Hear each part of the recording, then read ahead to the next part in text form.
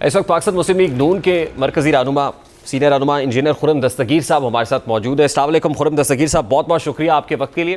سر، سب سے پہلے تو بڑا سادہ سا سوال ہے، آج وفاقی حکومت نے بڑے انتہائی اقدامات لیے ہیں۔ پاکستان تحریک انصاف پر پابندی لگانے کا فیصلہ اس وقت کیا گیا جب سپریم کورٹ آف پاکستان نے اپنی ججمنٹ کے اندر پاکستان تحریک انصاف کے سیاسی وجود کو تسلیم کیا اور یہ مانا کہ پاکستان تحریک انصاف نامی جو پارلیمانی جماعت ہے اس کی پارلیمانی حیثیت ہے پارلیمنٹ کے اندر۔ ایسے میں آپ نے اس جماعت پر پابندی لگانے کا فیصلہ کر لیا گیا ہے، تو کیا یہ پابندی جسٹیفائڈ ہے اور کیا یہ کوئی پولیٹیکل ڈیسیژن ہے سر آپ کا؟ جی، سب سے پہلے تو میں آپ سے اختلاف کروں گا۔ سپریم کورٹ نے تسلیم نہیں کیا، جنم دیا پی ٹی آئی کو پارلیمنٹ میں، کیونکہ وہ تو پٹیشنر بھی نہیں تھے اس سارے کیس میں، اور پٹیشنر تو ایسا ہی تھی، سنی اتحاد کونسل تھی جو اپنی سیٹوں کے لیے گئے تھے۔ تو لہٰذا سپریم کورٹ نے اپنے فیصلے کے ذریعے پہلے جنم دیا، پھر 41 لوگوں کو زبردستی سنی اتحاد کونسل سے نکال کر پی ٹی آئی میں ڈالا، پھر ان کے لیے جو ہے وہ کہتے ہیں نا جنم دے کر پھر ان کے لیے نئے رستے کھولے گئے جس پر چل کر آنے والے دنوں میں کچھ لوگ کر سکتے ہیں۔ پارٹی نشان کی جو شرط تھی وہ پارٹی کے لیے ختم کر دی۔ سینٹ میں 2 قسم کی جو ہیں وہ انہوں نے ممبرشپ پیدا کر دی ہیں۔ تو لہذا سپریم کورٹ کے فیصلے پر تو اعتراض کی بہت ٹھوس آئینی وجوہات موجود ہیں۔ تو سر، وفاقی حکومت کا یہ فیصلہ سپریم کورٹ آف پاکستان کے اس فیصلے کا رد عمل سمجھا جائے پھر؟ جی نہیں، اس کا تو رد عمل یہ دیا ہے کہ وفاقی حکومت نے یہ کہا ہے کہ ہم جو یہ فیصلہ آیا ہے اس کے خلاف ریویو میں جائیں گے، جو کہ قانونی طریقہ اور ضرور کرنا چاہیے، اگرچہ عام طور پہ ریویو کم ہی کامیاب ہوتے ہیں، لیکن وفاقی حکومت کو اپنی جو پوری ویو ہے آئین کے مطابق اس کو بھرپور طریقے سے اس کا اعادہ سپریم کورٹ کے سامنے ریویو میں کرنا چاہیے۔ سر، 4 اقدامات اناؤنس کیے آج۔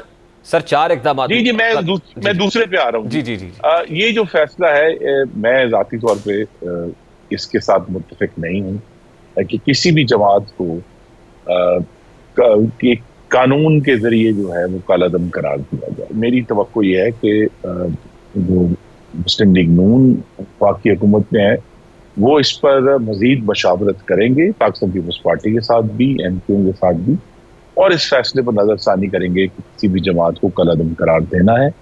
اگرچہ اس میں کوئی شک نہیں ہے کہ پی ٹی آئی ایک فاشسٹ جماعت ہے، وہ تشدد کی زبان استعمال کرتے ہیں، انہوں نے 9 مئی کو ریاست پر حملہ کیا ہے، وہ بار بار پاکستان کے جو بین الاقوامی مفادات ہیں ان کے خلاف قدم اٹھاتے ہیں، اس کو ٹھیس پہنچاتے ہیں، لیکن ان سب کے باوجود کسی جماعت کو بین کرنا میری نظر میں درست نہیں۔ خرم دستگیر صاحب، اتنا انتہائی اقدام کہ نمبر 1 تو آپ پولیٹیکل پارٹی کو بین کرنے کا فیصلہ لے رہے ہیں، نمبر 2 یہ کہ آپ کہہ رہے ہیں کہ آرٹیکل 6 ان انڈیویجولز کے اوپر لگایا جائے گا جس میں عارف الوی ہیں، سابق صدر ہیں، قاسم سوری ہیں، بانی پی ٹی آئی ہیں، پھر آپ یہ کہہ رہے ہیں کہ جو اوورسیز بیٹھے ہوئے ہیں اوبویسلی ان کے اگینسٹ بھی جو بھی ایکشن ہو پھر ریویو میں۔ یہ جو فیصلے ہوئے ہیں کیا بغیر مشاورت کیے ہوئے ہیں؟ جیسے آپ نے کہا تھا کہ نون لیگ یا وفاقی حکومت اس پہ اسٹیک ہولڈرز کو آن بورڈ لے گی، تو کیا یہ انتہائی اقدامات بغیر مشاورت کے، بغیر کنسنسس ڈیولپ کیے ہوئے لیے گئے؟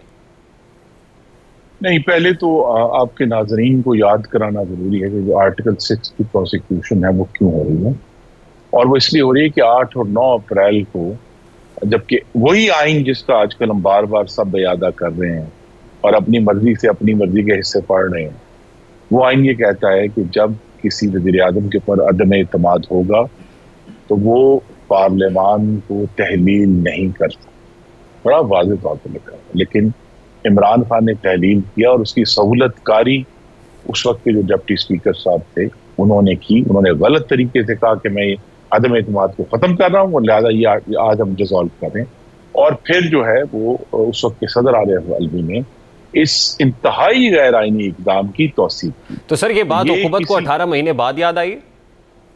جی نہیں، یہ ہمیشہ ہمارے ذہن میں تھی، لیکن اب اگر وہ سمجھتے ہیں کہ اس پہ پروسیکیوٹ کرنا ہے تو اس کی تو بنیاد موجود ہے۔ میرے تو کیونکہ عینی مشاہدے کی بات ہے یہ سارا واقعہ 8 اور 9 اپریل کا 2022 کا، تو آپ کے اکثر ناظرین تو بھول بھی گئے ہیں کہ یہ آرٹیکل 6 ان کا خیال ہے کہ آرٹیکل 6 کی پروسیکیوشن جو ہے وہ حکومت کسی جو ہے نا وہ صرف اپوزیشن کو دبانے کے لیے کر رہی ہے۔ یہ ان عمل کی پروسیکیوشن ہے جو انہوں نے بطور وزیر اعظم، ڈپٹی اسپیکر اور بطور صدر کیے تھے، لہٰذا اس کی بنیاد موجود ہے۔ لیکن سیاسی جماعت کا مقابلہ میں پھر دہرا دیتا ہوں، سیاست سے ہی ہوتا ہے، اپنے موقف کی بھرپور وکالت اور پروپیگیشن سے ہوتا ہے۔ इस तरह के इकदाम कभी किसी सियासी जमात को खत्म नहीं करते। अब सर सियासी जमात पे पाबंदी का फैसला हो या फिर आर्टिकल 6 का मुकदमा हो, जाहिर है मामला तो अल्टीमेटली कोर्ट में जाएगा। जब सुप्रीम कोर्ट ऑफ पाकिस्तान में जाएगा तो क्या स्टैंड कर सकेगा?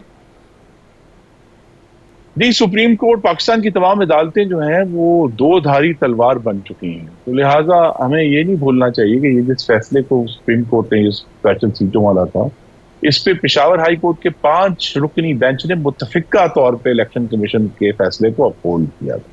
तो लिहाजा अदालतें जो हैं वो कभी एक तरफ अपना एक्शन ले रही हैं, कभी दूसरी तरफ ले रही हैं, और इन्हीं अदालतों में जो कि अब पाकिस्तान की जो सियासत है और हाकमियत है उसके अंदर एक बाकायदा एक किरदार के तौर पर मौजूद है, जिसकी वजह से उनके ऊपर तनकीद भी होती है और होनी चाहिए। लेकिन अब इन्हीं अदालतों के सामने हमें जाना है, तो जहां कानून मौजूद है, अगर हुकूमत समझती है कि उसके पास ठोस शवाहिद हैं तो उन्हें जरूर उस पर पेशरफ्त करनी चाहिए। इन्हीं अदालतों से अगर ये इकदाम स्ट्राइक डाउन होते हैं या अदालतें स्ट्राइक डाउन करती हैं, तो आपको नहीं लगता कि इन पर्टिकुलर पाकिस्तान मुस्लिम लीग नून के लिए जो एस्केलेशन को लीड कर रही है, बड़ा काउंटर प्रोडक्टिव होगा ये फैसला? जी होगा, और इसीलिए मैं ये समझता हूँ, मैंने कहा कि रिव्यू में भी जाना चाहिए। जो आर्टिकल 6 की प्रोसिक्यूशन है उसको बड़े गौर से देखना चाहिए कि बुनियाद बनती है या नहीं बनती। लेकिन अदालतों के अंदर हमें जाना है, अदालतें मौजूद हैं और इस पर कानून हुकूमत ने चारों तरफ जंग लड़ी है। उन्होंने हुकूमत के सामने पीटीआई या अदालतों से बड़ा जो इस वक्त चैलेंज है, नंबर 1 वो एक तो ये है कि पार्लियामान में जो अक्सरियत है 209 की, उसको कायम रखने के लिए पीपल्स पार्टी और एमक्यूएम के साथ मुशावरत जारी रखें, उसको तेज तर करें। दूसरा चैलेंज जो पाकिस्तान की आवाम के लिए ज़्यादा रेलिवेंट है वो महंगाई है, वो पाकिस्तान को मुआशी इस्तेहकाम देना है, पाकिस्तान में नई इन्वेस्टमेंट लेकर आना है।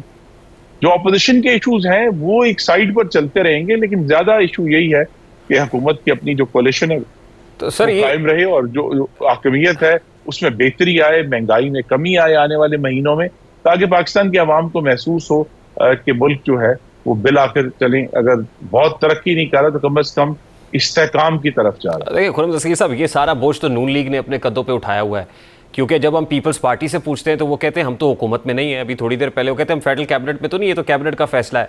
अब कहने को ये माइनॉरिटी गवर्नमेंट है, ये इत्तेहादी हुकूमत है और पीपल्स पार्टी के वोटों पर भी कायम है, लेकिन ये सारी चीज़ें अगर नून लीग सिंगल हैंडेडली कर रही है तो नून लीग के अपने अंदर कंसेंसस है इन फैसलों पर? जी, जो तो रिव्यू का फैसला है उस पर कंसेंसस है। हम समझते हैं कि रिव्यू में जाना चाहिए। अदालत ने एक मावराए आइन फैसला किया है जिसकी आइन में बुनियाद नहीं थी। वो फैसला वैसे गुफ्तगू की हद तक जितना मर्जी जो है खुशकुन नजर आए, लेकिन उसकी बुनियादी लिहाज उस पर कंसेंसस है। आर्टिकल 6 के ऊपर भी कंसेंसस है, लेकिन इस पर जरूर दूसरी आवाजें मौजूद हैं, जिसमें मैं भी शामिल हूँ, कि क्या किसी पॉलिटिकल पार्टी को हमें कानूनी रास्ता इख्तियार करके। ठीक, बहुत बहुत शुक्रिया। खुर्रम दस्तगीर साहब पाकिस्तान मुस्लिम लीग नून के सीनियर रहनुमा हमारे साथ मौजूद थे। पीटीआई पर पाबंदी के फैसले से इख्तलाफ कर रहे हैं, लेकिन आर्टिकल 6 लगाने का फैसला ठीक है और जो दीगर रिव्यू का फैसला है वो भी समझते हैं कि दुरुस्त है। अब इस पर हुकूमत के इत्तेहादी कहाँ खड़े हैं, पाकिस्तान पीपल्स पार्टी के सारे मामले पर क्या राय है, जानेंगे इस ब्रेक के बाद। हमारे साथ रहिए।